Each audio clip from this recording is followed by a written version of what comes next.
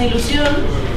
Entonces, pues nada, antes de nada, muy buenas tardes a todas y a todos. Como decía, estamos muy contentas y muy emocionadas por estar aquí esta tarde y por poder presentar la asociación Las Candelas Feministas entre tantos amigos y tantas amigas, y con una mesa redonda tan interesante que se llama Feminismo y Memoria Histórica, las mujeres en la Segunda República, la Guerra Civil y la Dictadura. Bueno, como decía al inicio, la verdad es que estamos bastante abrumadas, no solo por la buena acogida que está teniendo esta mesa, sino por el interés que ha despertado la creación de la asociación Las Candelas Feministas. Las Candelas nacemos formalmente hace un par de meses, pero lo cierto es que la idea de montar esta asociación llevaba mucho tiempo rondando nuestras cabezas. Formaba parte de las conversaciones de las cañas, de los descansos de las asambleas, de las charlas al terminar la manifestación. Entonces, bueno, Las Candelas somos un grupo de amigas, somos Mavi, Jimena, bueno, las que estamos aquí detrás de las ponentes de la mesa redonda, Mavi, Jimena, Luisa, Ruth, Justa y Zaskun, pero bueno, que hay muchas más. Un grupo de amigas, de activistas feministas, que nos unimos con el objetivo y el interés de visibilizar y generar espacios de memoria colectiva sobre las luchas sociales feministas desarrolladas hasta nuestros días en el Estado español. También uno de nuestros objetivos es contribuir a la reconstrucción de un relato sobre los procesos de emancipación de las mujeres. Queremos conocer cómo hemos llegado hasta aquí, pero sobre todo queremos compartirlo, contagiarnos las unas a las otras, vivir con contagio todo este interés. Así surgen Las Candelas Feministas. Creemos que la memoria feminista es una memoria colectiva, histórica, rica, diversa, plural.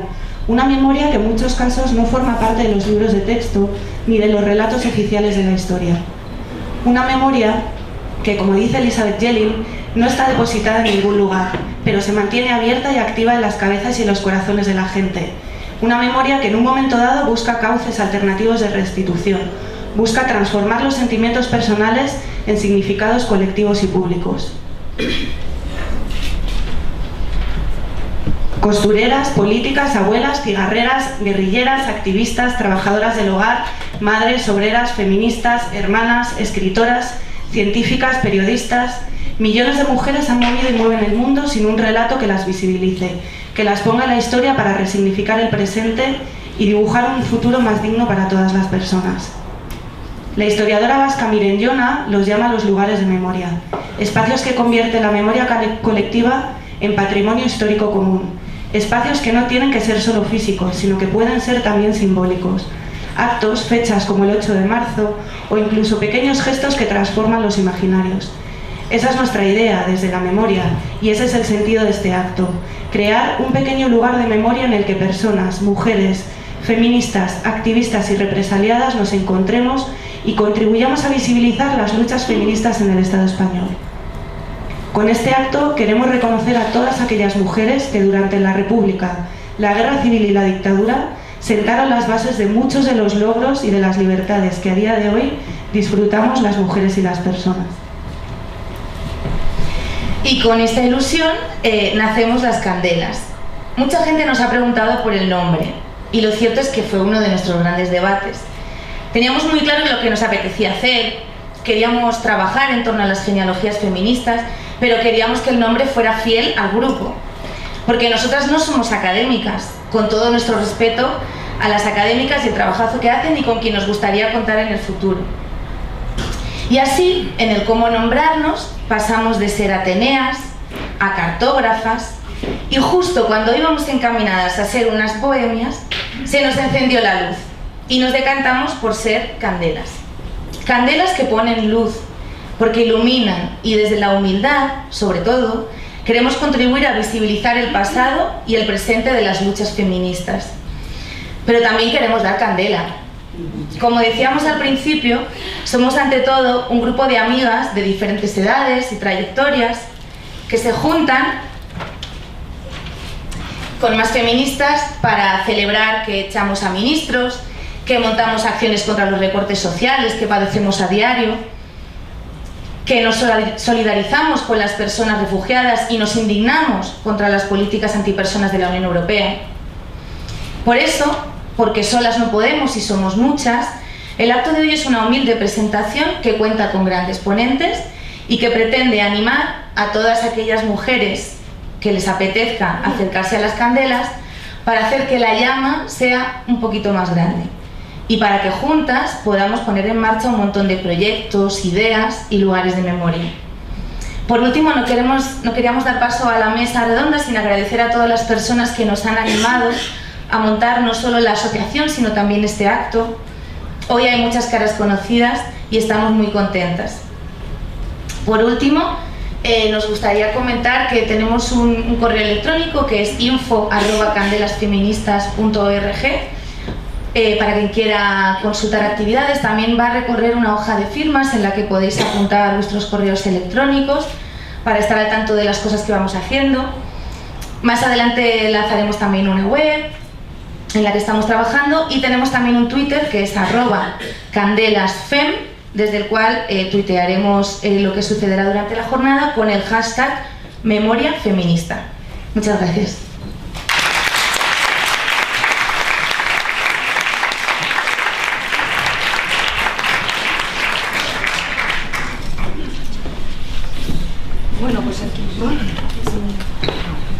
Bueno, pues empezamos entonces con la mesa redonda. Primero, como comprenderéis, la elección del día, a 2 días del 14 de abril, no ha sido evidentemente casual. Queríamos que esto fuera también una forma de celebrar el 14 de abril y tampoco el que la mesa redonda, como el primer acto con el que iniciamos la andadura del grupo, fuera precisamente sobre la memoria histórica. Porque, como señala el movimiento memorialista, sin recuperar esa memoria, sin recuperar esas voces invisibilizadas y silenciadas, sin conocer nuestro presente y nuestro pasado, es difícil que entendamos el presente y mucho más difícil que construyamos un futuro en libertad para todas y todos. Y como la memoria, para que sea colectiva, necesariamente tiene que ser memoria feminista, empezamos este acto con 3 intervenciones que de alguna forma son también un homenaje, por un lado, a aquellas mujeres que tuvieron que enfrentarse a enormes resistencias patriarcales, incluso para conseguir el derecho al voto, a las mujeres que pelearon para que, por un cambio, una transformación radical de la sociedad, para que todas las mujeres fueran libres, y aquellas mujeres que fueron asesinadas y fueron perseguidas con saña y ferocidad por la dictadura, y aquellas que hoy reclaman verdad y justicia para todas las víctimas de esa dictadura. Para ello tenemos a 3 extraordinarias mujeres y amigas, Gloria Nielfa, Laura Vicente y Jun Quiñonero, que nos van a hablar de, bueno, como habéis visto en la propaganda, de 3 grandes temas. Tiene muy poquitito tiempo. Cada una de las ponencias no solamente podría dar a una charla en concreto, sino a todas unas jornadas de debate. Y por eso también, en nombre de las Candelas, agradeceros un montón, primero por estar aquí, por acompañarnos, por haber dicho que sí sin ninguna pega, aunque habéis tenido que salir corriendo del trabajo, en algunos casos coger el tren a toda velocidad, y también por el esfuerzo de, con todo lo que tenéis que decir, pues tener que reducirlo a muy poquitito tiempo. Así que vaya por delante el agradecimiento. Una cosa, antes de empezar también con las ponentes, vamos a estar grabando y vamos a hacer fotos. Si alguien tiene algún inconveniente, no quiere o lo que sea, pues igual que se ponga en un sitio así más discretito, que lo diga, e intentaremos que esté a gusto todo el mundo. Bueno, pues en primer lugar va a hablar Gloria Nielfa. Gloria Nielfa es una activista feminista de los años ya 70, formaba parte del Frente de Liberación de la Mujer, un grupo de aquí de Madrid que fue muy importante en toda esa época.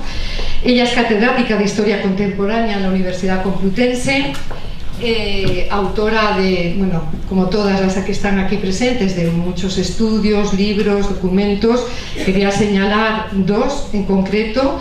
Uno, el debate feminista durante el franquismo, que es un capítulo de un libro que coordinó sobre mujeres y hombres en la España franquista, y uno más reciente, que es mujeres en los gobiernos locales, alcaldesas y concejalas en la España contemporánea, que abarca precisamente desde la época que vamos a situarnos ahora hasta la actualidad. Bueno, ella nos va a hablar sobre las sufragistas en el Estado español. Muchas gracias, Justa. Bueno, Justa es una vieja compañera de la militancia feminista de aquella época que ella decía, y desde entonces pues hemos mantenido algunos contactos. Y bueno, pues yo agradezco mucho que este grupo de las Candelas me haya invitado a participar en este acto y a estar aquí.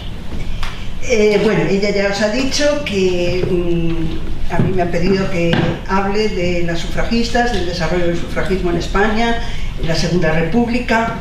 Yo sobre todo lo que quiero plantear es que tengamos presente que la República va a ser el momento de la culminación de una serie de aspiraciones que venían de atrás. Es decir, no empieza todo en ese momento, evidentemente, sino que el cambio de régimen político va a posibilitar que se hagan realidad aspiraciones por las que ha habido gente minoritarias, pero que han venido luchando durante décadas por ello. ¿Se oye bien así? Sí, vale. Bien, entonces, en este sentido, pues yo lo que quiero decir es que cuando se habla de lo que sucedió en la República con la elaboración de la Constitución, del gran peso que tuvo Clara Campoamor y de lo que fue esa República, hay veces que se tiende a dar explicaciones simplistas y que ocultan la realidad de las cosas que había ahí. Y entre esas explicaciones simplistas, algunas veces a lo mejor habéis oído, pues hay una que es la de decir que el voto fue un regalo de la República a las mujeres, o entre esas explicaciones simplistas está también la de presentar a Clara Campoamor como una persona, como que fue la única artífice del voto. Y el papel de Clara Campoamor fue importantísimo y ahora voy a hablar de él, pero las cosas hay que enmarcarlas en un contexto. Entonces, en ese sentido, pues es importante saber que la vía por la que llega a establecerse, y no digo a concederse, digo a establecerse, el sufragio femenino en España, pues es distinta de la vía por la que llega en otros países. O sea que hay muchos modelos distintos. Entonces, claro, la importancia del sufragismo británico y norteamericano, del movimiento sufragista británico y del movimiento sufragista norteamericano, que durante décadas sacaron decenas de miles de mujeres a las calles en unas campañas sostenidas, etc., ha hecho que el peso, digo, de estos modelos ha hecho que en aquellos casos en que las cosas no han sucedido así, pues haya habido quien se haya quedado como descolocado. Pero hay muchos modelos, como digo. Efectivamente, el modelo británico y el modelo norteamericano pues nos muestran ese ejemplo de cientos de miles de mujeres implicadas en esa lucha y durante muchas décadas. Pero recordemos, en otros países las cosas sucedieron de otra manera. O sea, en otros países hubo también movimientos feministas y sufragistas, pero no tan nutridos. Pero hay también otra serie de circunstancias que coadyuvaron a que las mujeres alcanzaran el voto. Entonces, en los países nórdicos pues lo tenemos en muchos casos unido a procesos de independencia nacional. Es el caso de Noruega respecto a Suecia, o en Finlandia la afirmación frente a Rusia, por ejemplo.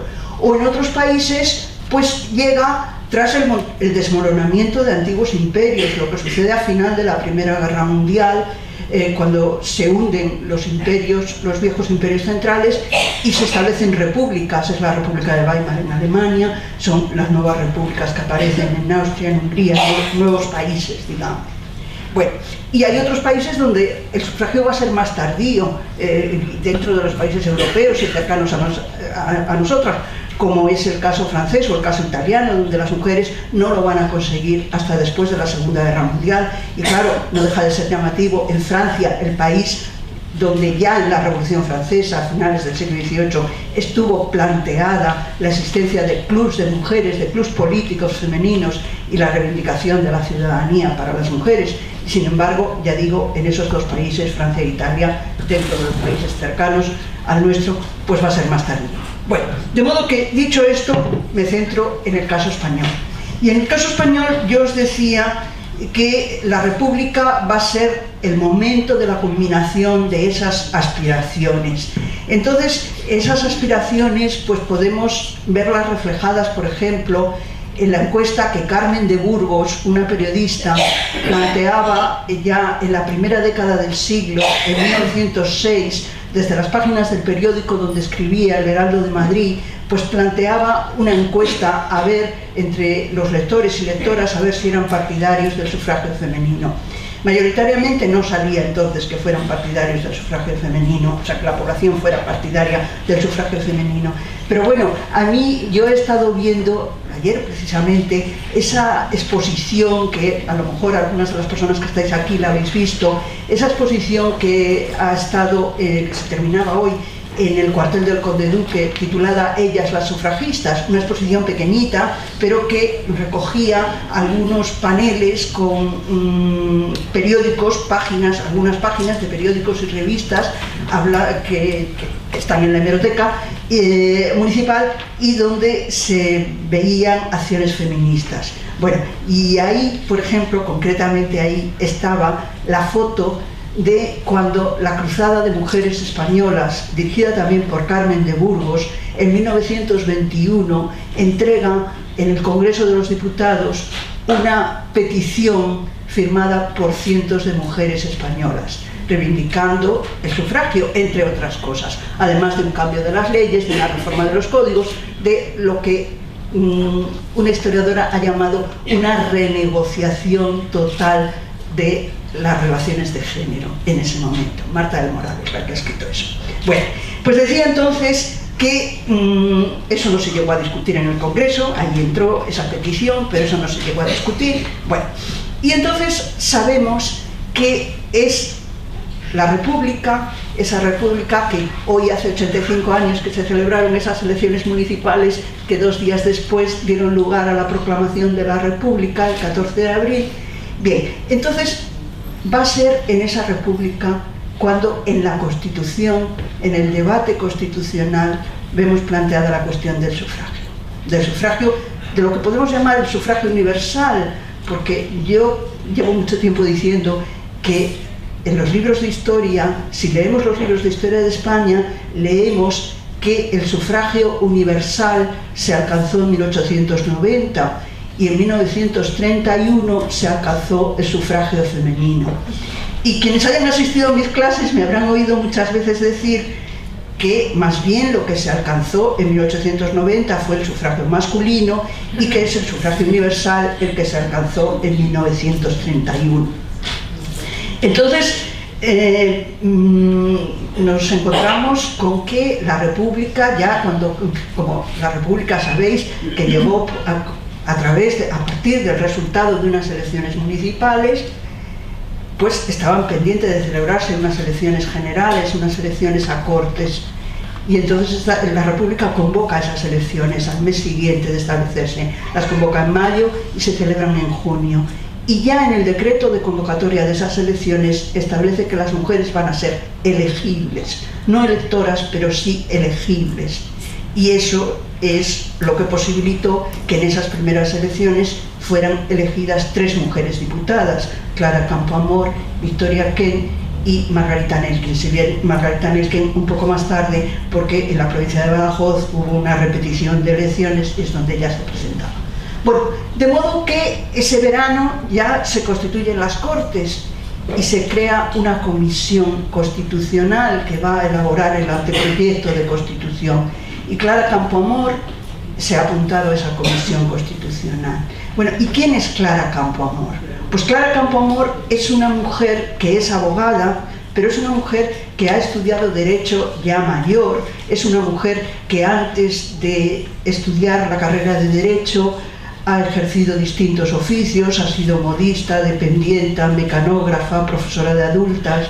Es una mujer, en ese sentido, vamos a ver que una mujer excepcional, por lo que ahora os diré, pero también una mujer que comparte muchas cosas con lo que era la vida de muchas mujeres en España en ese momento. Y ya adulta, a partir de madura, con una determinación importante, decide estudiar la carrera de Derecho y a partir de 1925 empieza a ejercer como abogada y es una mujer que en su ejercicio como abogada pues se ocupó fundamentalmente de temas referidos a la incapacidad jurídica de las mujeres casadas y a la investigación de la paternidad y la protección del menor.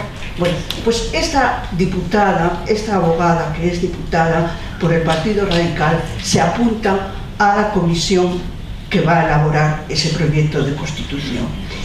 Y en ese verano esa comisión elabora el proyecto y ya desde septiembre ese proyecto se discute en el Pleno de las Cortes. Se presentan enmiendas y se van discutiendo los artículos. Y ahí, en el artículo 2 de la Constitución, decía: todos los españoles son iguales ante la ley.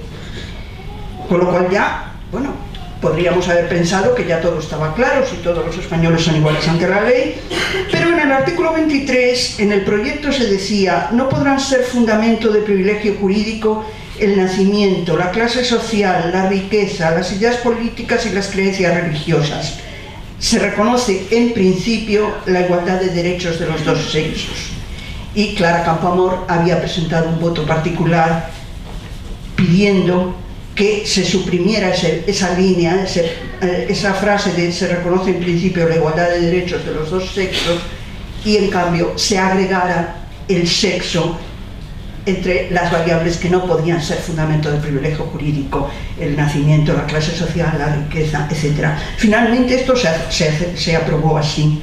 Bien, pero luego todavía, aprobados estos dos artículos, los españoles son iguales ante la ley y el sexo no puede ser fundamento del privilegio jurídico, pues llegamos a la discusión del artículo 34 del proyecto de la Constitución, que luego fue el 36 en la Constitución.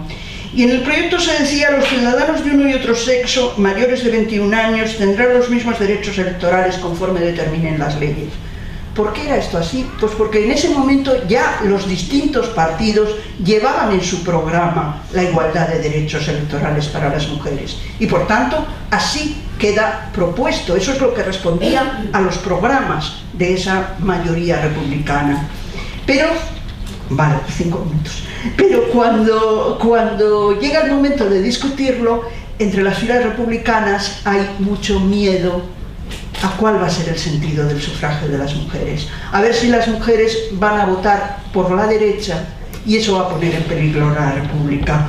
Y entonces vamos a encontrarnos con enmiendas que dicen que todos los ciudadanos varones y mayores de 23 años participan por igual del derecho electoral. Va a haber quien propone que los ciudadanos varones mayores de 23 años y las hembras desde los 45 tendrán los mismos derechos electorales conforme determinen las leyes. Y hay quien propone simplemente que los ciudadanos tendrán, de uno y otro sexo, tendrán los derechos electorales que determinen las leyes, pero no los mismos. Es decir, no poner en la Constitución que tengan que ser los mismos, y mediante la ley electoral, que es mucho más fácil de cambiar que la Constitución, que eso se pueda modificar. Y ahí va a ser muy importante el papel de Clara Campoamor. Clara Campoamor va a defender los principios. Clara Campoamor va a decir: hemos aprobado ya unos artículos de la Constitución que dicen que todos los españoles son iguales ante la ley, que dicen que el sexo no podrá ser fundamento del privilegio jurídico. Entonces, vamos a ser consecuentes con lo que hemos aprobado. Pero al mismo tiempo ella es consciente de que lo que se está discutiendo es la oportunidad política, no son los principios. Y entonces en ese terreno dice: si queréis que las mujeres voten por la República, que sepan que fue la República quien les dio el voto. Es decir, está dando la vuelta al argumento. Muy bien, estamos hablando de oportunidad, pues en el terreno de la oportunidad, si queréis ganaros a las mujeres, que sepan las mujeres que fue la República quien les dio el voto. Bueno, finalmente esa votación se resuelve por 161 votos frente a 121 a favor del sufragio. Y hay que decir que Clara Campoamor actúa en solitario frente a su partido. El resto de su partido vota en contra, pero cuenta con el apoyo mayoritario del Partido Socialista, que no está convencido de que es que las mujeres vayan a votar socialista, pero que sí afirman que deben trabajar a largo plazo y que la ciudadanía se aprende ejerciéndola. Y entonces mayoritariamente el Partido Socialista vota a favor. Y todavía volverá a estar en peligro el sufragio, porque en el último momento de la elaboración de la Constitución, a través de las disposiciones transitorias y adicionales, se intenta aplazar durante años ese sufragio. Y entonces ella dice, Clara Campoamor, yo ahora ya no voy a defender el sufragio, eso ya lo hemos aprobado, voy a defender la Constitución, hemos aprobado la Constitución, no podemos vaciar de sentido un artículo ya aprobado a través de una disposición adicional. Bueno, entonces con esto yo estoy diciendo el papel de Clara Campoamor importantísimo, la vehemencia, el compromiso, la inteligencia de Clara Campoamor en ese momento fue decisivo. Pero al mismo tiempo quiero recordar, aunque no fuera un movimiento feminista comparable al inglés o al norteamericano, que el día en que se votaba esto en las Cortes había mujeres de la AMNE, de la Asociación Nacional de Mujeres Españolas, repartiendo tabillas en el Congreso diciendo, señores diputados, no manchéis la Constitución con un privilegio. Es decir, que no estaba Clara Campoamor en solitario consiguiendo el sufragio. Bueno, y como debo ser disciplinada y ya me han avisado de que se acaba el tiempo, termino, pero supongo que luego a lo mejor en el debate pues hay cosas que os interesa aclarar y podemos volver sobre todas estas cuestiones.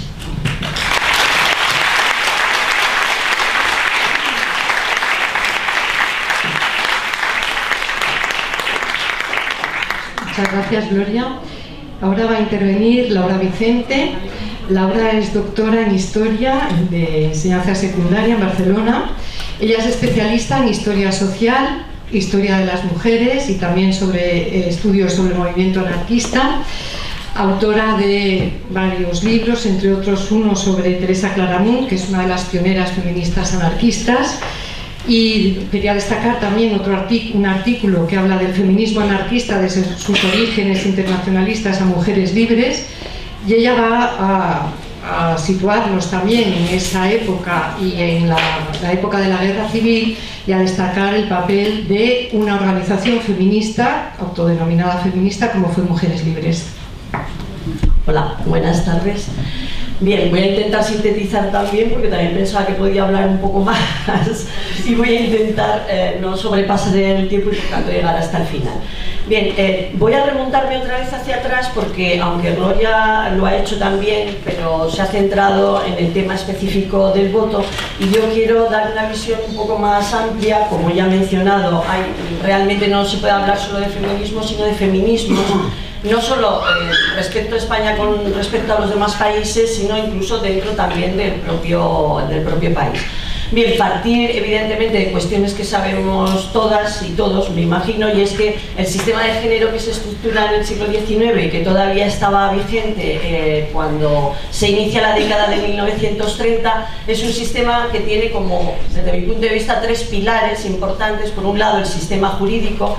Tenemos que tener claro que las leyes digamos, asientan la superioridad masculina y la subordinación femenina, que las mujeres no tenían la ciudadanía, es decir, no tenían derechos civiles ni políticos y tenían dificultades para acceder a la propiedad, a la herencia, al trabajo, a la educación e incluso a la propia gestión de su salario. Puesto que en principio dependía del marido, dependía del hombre o del padre si no estaba casada. Por otro lado estaba el sistema político, que naturalmente en base a este sistema jurídico excluía sistemáticamente a la mujer de esa área, y después había toda una serie de mecanismos culturales de dominación social muy diversos, informales, no formales, como es el caso de la ley, que asentaba todavía más esa subordinación que se pretendía respecto a la mujer. Bien, pese a que en base a estos pilares la mujer quedaba excluida de la esfera pública, esta no se resignó y desde muy pronto, como sintetizaré muy brevemente, intentó, en la frontera entre lo público y lo privado, intentó a través de diversas estrategias cuestionar ese sistema de género que la excluía, porque ella consideraba que tenía algo que decir, además que tenía algo que decir como mujer. La emancipación femenina, por tanto, planteaba desde bases como son la igualdad y la libertad, por un lado, Por otro lado, el acceso a la educación y al trabajo, que como os comentaré, pues tuvieron una importancia fundamental en el feminismo del siglo XIX, pero también la búsqueda de la autonomía y, en definitiva, de lo que llamamos empoderamiento, es decir, la capacidad que buscaba la mujer para tomar la vida, su vida, coger las riendas de esa vida, tener autoridad sobre ella y poder desarrollarse plenamente. En base un poco a estos aspectos, se desarrolla una genealogía femenina que tiene una duración de unos 100 años y que en general no acostumbramos a tener presente esa duración. Es en la República donde florece, pero para que floreciera en la República hizo falta esa continuidad de 100 años que muy brevemente voy a sintetizar. A mediados de 1830 llegan procedentes de Francia lo que llamamos las corrientes de socialismo utópico, y en España se fundan dos núcleos principales, uno en Andalucía, en Cádiz, de influencia furerista, y otro en Cataluña, de influencia cabetiana. Ahí ya encontramos mujeres, como ahora os mencionaré algún nombre, que hablan ya de liberación y de emancipación de la mujer. Estas socialistas utópicas, por llamarla de alguna manera, derivaron hacia el republicanismo en el sexenio, es decir, a partir de la Revolución Gloriosa en 1868, y hacia el internacionalismo en algunos casos en la década de 1870-1880, y finalmente hacia lo que llamamos movimiento libre pensador en las dos últimas décadas del siglo XIX. Bien, hay una mujer que se llama Guillermina Rojas Orgis, que en carne propia, de alguna manera, sintetiza esta evolución de la que os acabo de hablar. Ella pertenecía a un club político que se llamaba Mariana Pineda, en Cádiz, y va derivando hacia el republicanismo, y finalmente en 1871 todo su grupo, que como digo era de influencia furerista, ingresa en la sección española de la Primera Internacional, es decir, en la Federación de la Región Española. Otras mujeres no ingresaron en la Internacional y derivaron directamente hacia el movimiento libre pensador. Por tanto, podríamos decir que a partir de 1880 hay en España configuradas dos corrientes de feminismo claras, que serían, por un lado, lo que llamamos el feminismo laico y republicano, y por otro lado lo que llamamos el feminismo obrerista, especialmente anarquista, aunque también existe una corriente de carácter marxista que mencionaré brevemente. Bien, el feminismo laico defendía básicamente, igual que el feminismo obrerista, defendían básicamente un feminismo que llamamos social, porque sus objetivos principales eran el acceso al trabajo y a la educación. Y mencionar por qué esto es así. Hay factores diversos, pero desde luego hay un factor importantísimo, y es que el trasfondo histórico que acompaña a este feminismo desde la década de los 80 es el sistema de la Restauración, un sistema que excluye primero a las mujeres y excluye también a los hombres, porque hay un sufragio censitario hasta 1890, como ha mencionado Gloria. A partir de 1890 excluye a las mujeres, pero es que realmente, basándose en el caciquismo y en el encasillado, la manipulación electoral es de tal dimensión que toda la población, prácticamente, o gran parte de la población, excepto las minorías representadas por los dos partidos que gobiernan, están excluidas del voto. No es que estén excluidas del voto, es que su voto es manipulado directamente. Por tanto, eso genera un escepticismo, genera una desconfianza hacia la lucha política, que creo que en gran parte explica, por un lado, por qué no se consideró tan relevante o tan importante la lucha por el derecho al voto, y sin embargo se dio mucha relevancia al acceso de las mujeres a la educación y al trabajo, y por otro lado también porque tiene tanto arraigo y tanta fuerza el anarquismo, cuando en otros países es un movimiento, un planteamiento que va decayendo, y en cambio en España no solo no va decayendo, sino que irá creciendo progresivamente, especialmente a partir de la segunda década del siglo XX. Por tanto, no tenemos que olvidar ese trasfondo para entender por qué se produce un poco ese soslayar el tema del voto y centrarse en cuestiones de tipo social, como es ese acceso al trabajo y a la educación. Bien, el feminismo laico tiene, en Cataluña tiene muchos ejemplos de organizaciones que duran muy poco tiempo, pero quiero mencionar la Sociedad Autónoma de Mujeres de Barcelona, que se formó en 1889 y que creo que es un ejemplo de este feminismo, también del libre pensamiento, pero de algo más. Este organismo, digamos, que unió a 3 mujeres que fueron, y que son un ejemplo claro de la apertura de miras de este libre pensamiento, que fueron Ángeles López de Ayala, que era republicana y masona, Amalia Domingo Soler, que era espiritista, y Teresa Claramunt, que era anarquista. Las 3 feministas y un ejemplo desde mi punto de vista de lo que llamamos sororidad, es decir, un ejemplo de alianza entre mujeres con ideas diferentes, un ejemplo de reconocimiento mutuo de la autoridad y un reconocimiento del apoyo que necesitaban las mujeres entre ellas.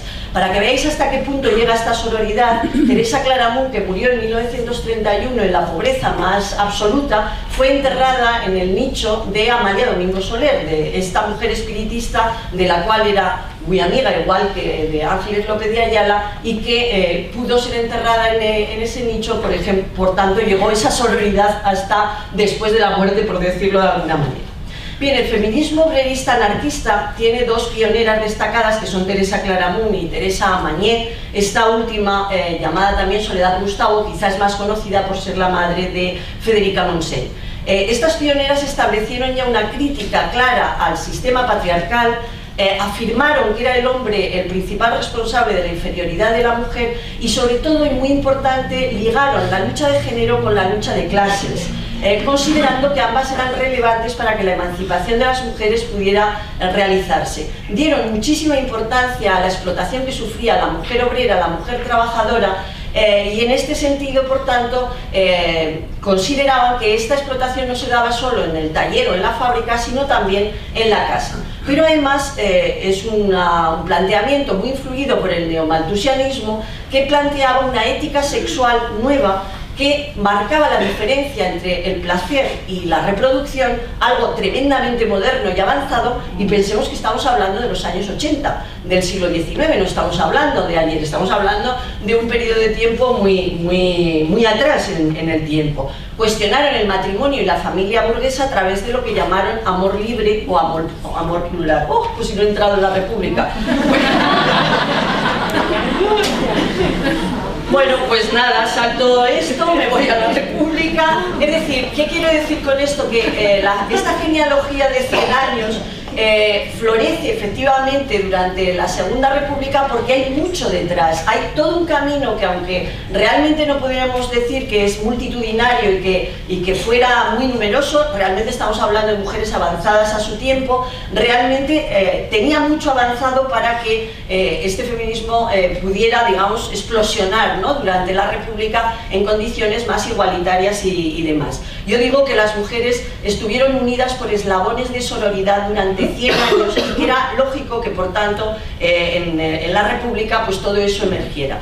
Hay una imagen para mí que refleja muy bien cómo en la República pues marca una pauta, y no os voy a hablar del voto porque yo lo he hablado ya, destacándolo como importante, y es cómo se paseaban por las calles, cómo inundaron las mujeres las calles, y especialmente mujeres obreras como las modistas de Madrid, que paseaban por la calle cogidas del brazo, engalanadas con los gorros frigios y las escarapelas tricolores. Esa invasión del espacio público, ese salir al espacio que les había sido negado y demás, intentar además llegamos a acceder a espacios de la masculinidad que prácticamente habían estado siempre cerrados para las mujeres, lo hacen las mujeres de manera espontánea, de manera natural, y bueno, eso después efectivamente va a ir siendo reconocido a través de la legislación, a través del marco jurídico. Muchas organizaciones se pusieron en marcha, entre ellas, y voy a quedarme en ella puesto que es quizá lo más destacado en este sentido que señalaba Justa, el grupo Mujeres Libres. Mujeres Libres es un grupo que nace en el 36, aunque había habido grupos previos que se habían ido formando, digamos, a lo largo de la República, y es un grupo que tiene, digamos, unos planteamientos muy avanzados para su tiempo, en el sentido que os decía antes de las pioneras. Esa unión de lucha de clases y de lucha de género, que cuando estalla la guerra civil y se produce, digamos, la salida al espacio público para defender la República o la revolución social, no todo el mundo defendió la revolución social. Mujeres Libres sí que lo hizo junto con algún sector minoritario, como fueron las mujeres del POM, sobre todo en Cataluña, dieron lugar a que se produjera un protagonismo de mujeres, como es el caso, por ejemplo, de Federica Montseny, que fue la primera mujer ministra y que era anarquista, que encabezó el Ministerio de Sanidad y de Acción Social, pero que no se quedó solo en ser ella, sino que nombró también a su vez a dos mujeres, una UGTista, una doctora, Mercedes Maestre de la UGT, y una mujer también doctora de Mujeres Libres y CNT, Amparo Poch, que también cuando salió del gobierno fue nombrada directora del Casal de la Dona Treballadora, dependiente de la Generalitat, y que también se dedicó intensamente a la defensa, digamos, y a la dignificación de la mujer trabajadora. Lo siento, no puedo alargarme más, tenía mucho más para hablar. Si acaso en el debate, supongo que como saldrán estas cuestiones, pues paso la palabra. Usted lo dice.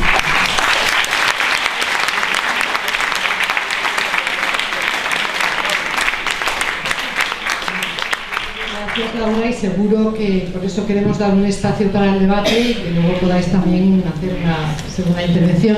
Bueno, y por último va a hablar Llum Quiñonero. Llum Quiñonero es escritora, periodista, activista también de los años 70 en el grupo de Donas de Alacant, luego ya vino a Madrid y participó en muchos otros grupos feministas de acá. Es autora del libro Nosotras que perdimos la paz, del documental Mujeres del 36. Ella es represaliada por la dictadura y forma parte y es cofundadora de la plataforma valenciana, que forma parte a su vez de la coordinadora estatal de apoyo a la querella argentina contra la impunidad del franquismo.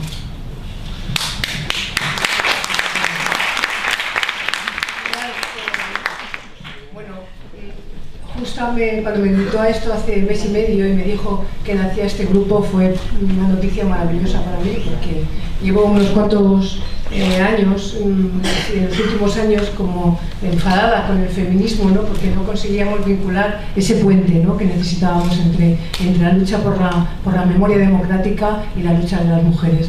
Y estas candelas, estas luces que nos van a dar la oportunidad de ser cada una de nosotras una luz, una candela para devolver la memoria, ¿no? Mis compañeras han hablado de... Bueno, antes quiero decir otra cosa, porque quiero dedicar mi intervención a varias mujeres. Una, a Consuelo Cid, que escribió un libro maravilloso que se llama Las desterradas hijas de Eva, que habla de los horrores pasados por ella misma y otras mujeres como ella en el patronato de protección a la mujer durante el franquismo. Quiero dedicárselo también a Soledad Luque, que es una activista y una luchadora que busca a un hermano suyo, un hermano desaparecido, robado a su madre. Es una mujer valiente que se ha querellado en la querella argentina, ¿no? Quiero también dedicárselo a Asunta Roura, una periodista que en tiempos que durante estos años que era tan difícil escribir sobre estas cosas, Asunta escribió un libro que se llama Mujeres para después de una guerra y que describe, gracias a su trabajo en solitario y esos libros que eran tan difíciles de vender, tan difíciles de escribir, tan difíciles de que los editaran, ella lo hizo, ¿no? Asunta ya no está con nosotros, pero estará con Teresa Mañé, ¿no? Y su amiga espiritista en ese otro plano, ¿no? en el que está la gente que ha vivido, ¿no? Ellas han hablado de dos aspectos fundamentales que tienen que ver con la creación de ese movimiento que ha llegado hasta nosotras, ¿no? La construcción en realidad de una sociedad democrática. Eso que se construye hace ya muchas décadas, cientos de años, ¿no? Y que estamos aquí aún hoy celebrando. Por cierto, quiero decir también ¡viva la República!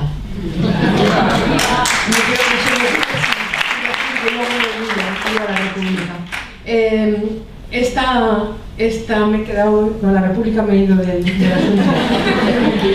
No, la construcción de esta sociedad, ¿no? Este movimiento que ha durado tanto tiempo y que en realidad fue roto, sesgado, destruido por la dictadura. Yo creo que el hecho de que 40 años después de los 40 años, ¿no? Ahora que estamos en una nueva, parece, transición, ¿no? Que hablamos hace quienes vivíamos durante la transición y luchamos, celebramos el fin de la dictadura, decíamos desde hace 40 años, ¿no? Bueno, estamos otra vez desde hace 40 años, hace 40 años que hace 40 años, ¿no? Bueno, pues ya va siendo hora de reconstruir, de poder hacer devolver esa mirada, construir esos puentes, ponerle palabras, las palabras que necesitamos para nombrar esa realidad que nos ha sido negada, ¿no? Nuestra propia historia, toda esa construcción de una sociedad democrática que venía de las manos de que las mujeres ocuparan los lugares que le correspondían, ¿no? Y que el franquismo colocó otra vez y lo logró en gran medida, ¿no? No del todo, porque estamos aquí, ¿no? Pero lo hizo de una forma feroz, ¿no? El franquismo, el nacionalcatolicismo, lo voy a leer porque justo me ha perseguido para que lo leyera y no me pasara del tiempo. El franquismo, el nacionalcatolicismo, se dotó de leyes y de instituciones específicas para el control y represión de las mujeres. Dos de esas herramientas fueron esenciales: la sección femenina y el patronato de protección a la mujer. Desde el comienzo, la Falange y su versión femenina rivalizó con la Iglesia Católica por las tareas derivadas del control social, que pasaba por atar a las mujeres muy en corto, desde la educación a las cárceles, los orfanatos, los tutelares de menores, los centros de reeducación, de recristianización. La Iglesia Católica ganó. Toda esa tarea fue necesaria para sujetar a esas mujeres, a esa sociedad que se había construido previamente, ¿no? Pero el franquismo vino a atar en duro y en corto a las mujeres. Durante 40 años, varias generaciones de mujeres vivieron sometidas a Dios, al caudillo, al padre y al marido. A la sección femenina le quedó relegada una pequeña parte de la educación, lo que llamaban la formación del espíritu nacional y las labores. Ya veo que muchas de vosotras cosisteis y aprendisteis a hacer ojales ahí. El servicio social y un espacio de formación para cuadros de mujeres falangistas, niñas y adolescentes en centros falangistas. Decía Pilar Primo de Rivera: la vida de toda mujer, a pesar de cuanto ella quiera simular o disimular, no es más que un eterno deseo de encontrar a quien someterse. Esta era la dirigente, la encargada da risa, pero en realidad fue la imposición del terror, ¿no? Y de una forma que aún hoy bebemos en los dirigentes del Partido Popular, en las dirigentes del Partido Popular. Paseos, escarnios, pelonas, paseadas por los pueblos tras beber aceite de ricino.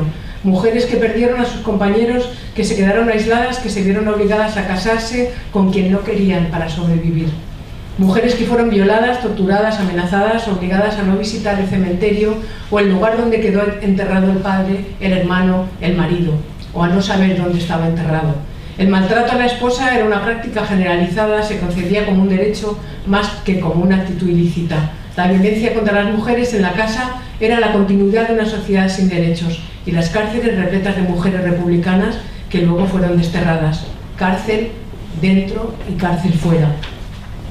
Con su cruzada, el franquismo puso a la Iglesia al frente del poder civil, y mientras el dictador iba bajo palio y gobernaba con la bendición vaticana.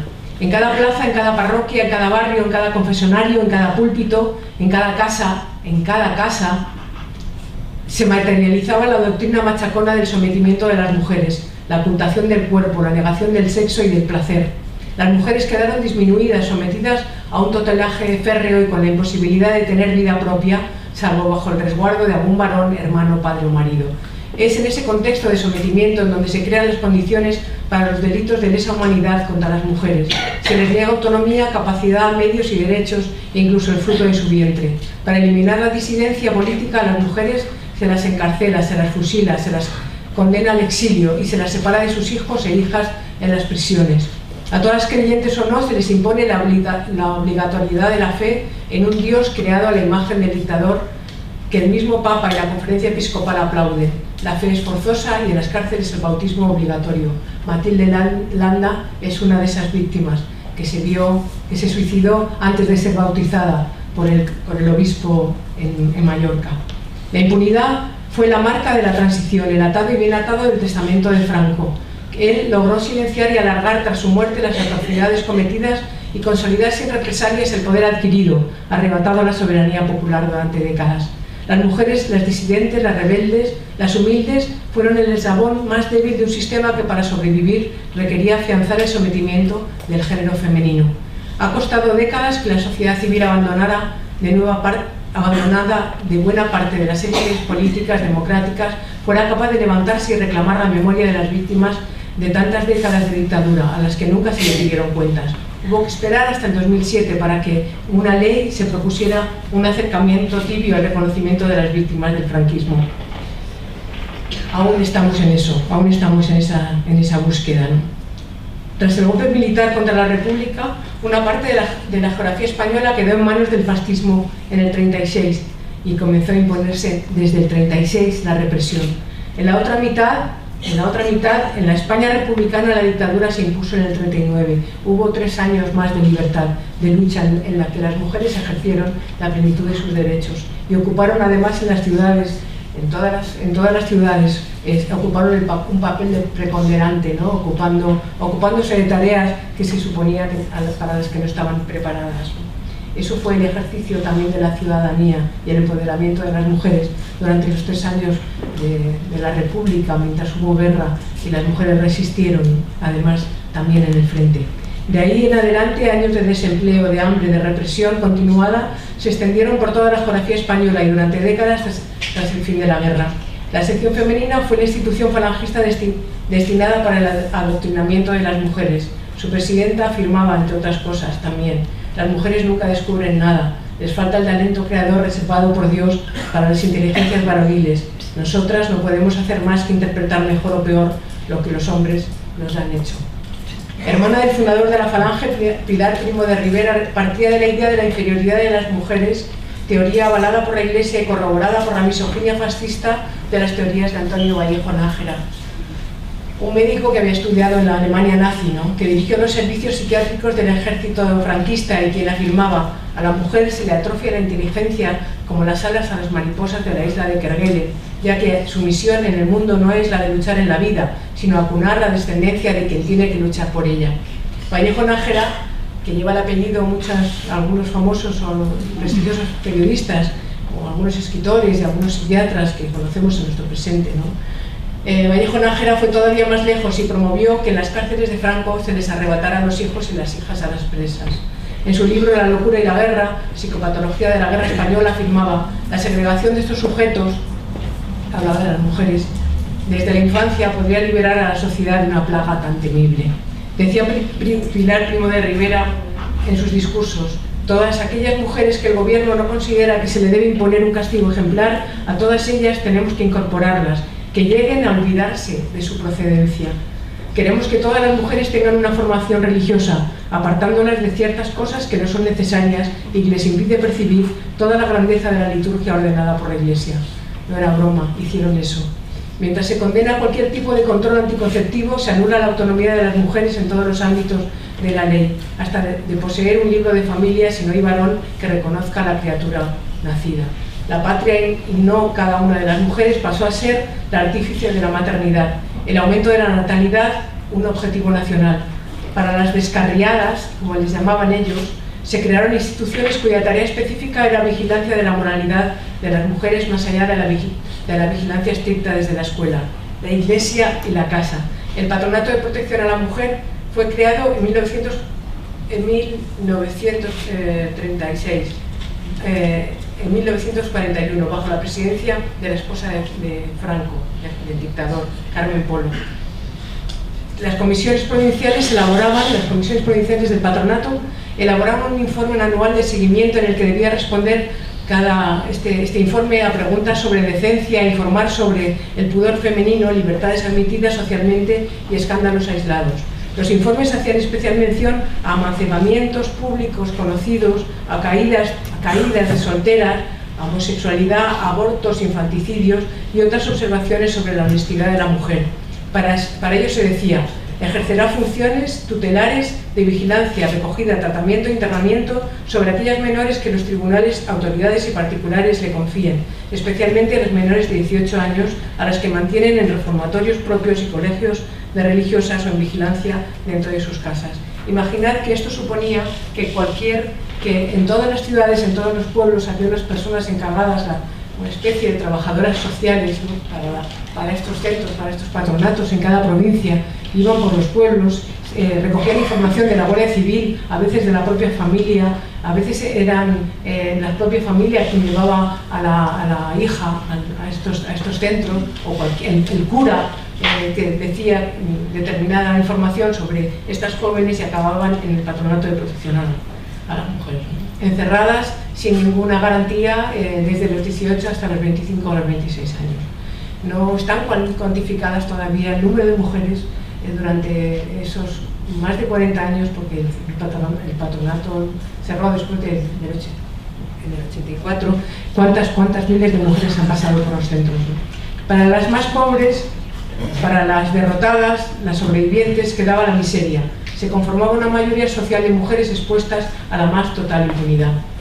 Os voy a decir que en el apartado, por ejemplo, en el 53, ¿no? En un informe del patronato del 67 se decía en el informe que tenía que presentar, decía el informe: predomina el stock de niñas taradas.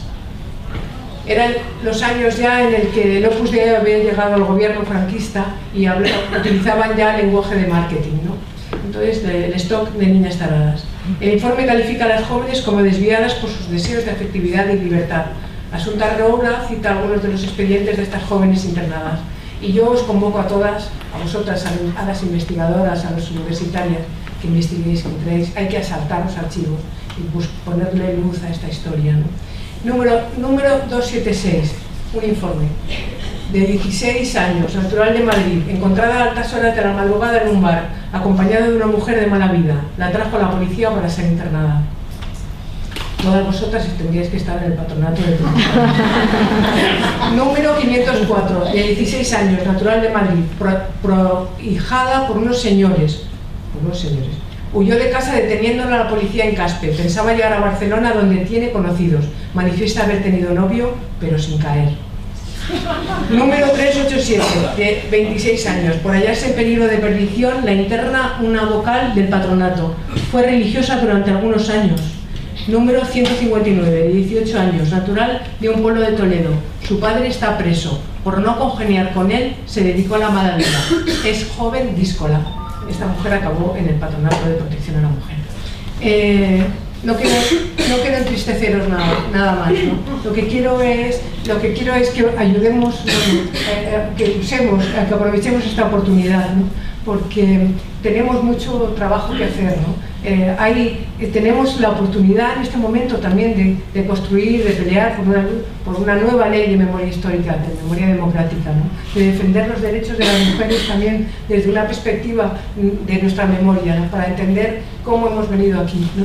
Cómo hubo 40 años y después 40 años de dictadura y 40 de desmemoria que nos separó de la historia que nos pertenece, ¿no? Tenemos por delante aún una esperanza que recorrer, ¿no? Y aquí hay muchas manos, muchas cabezas, muchos ojos para ponerlo en marcha, ¿no? Sé que hemos venido hasta aquí gracias a la fuerza de todas esas mujeres, ¿no?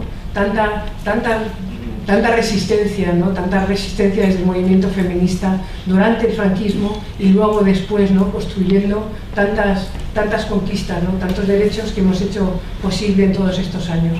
Pero quedan muchas cosas por construir todavía. La querella argentina, lo que se llama la querella argentina, que en realidad es una oportunidad, es una esperanza, es un viaje de ida y vuelta, ¿no? De la lucha por la memoria, por la verdad, por la reparación, por la justicia, ¿no? Eso es una oportunidad de hacer posible, ¿no? Y de perseguir aún a los torturadores, a los violadores, a los responsables que están aún vivos. El hecho de que haya muchas mujeres que durante el franquismo y aún después se quedaron sin sus hijos, que les fueron robados en los propios paritorios, a veces en las cárceles, después en las maternidades y después en las clínicas privadas, ¿no? Bueno, pues eso yo os invito, ¿no?, a las mujeres del movimiento feminista a unirse a esta lucha, ¿no?, a la lucha por la memoria, a la lucha de las madres por encontrar a sus hijos. No hay que irse a Argentina para encontrar esa lucha. Hay cientos de miles de niños y de niñas que ya son adultos y no saben que no son hijos de sus padres, ¿no? Y hay muchas mujeres ahí en las calles buscando a sus hijos que perdieron en el paritorio. Así que cuento con vosotros. Gracias.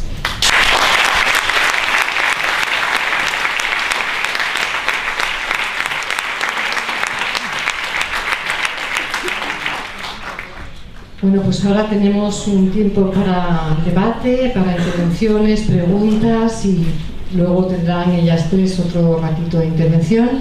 Así que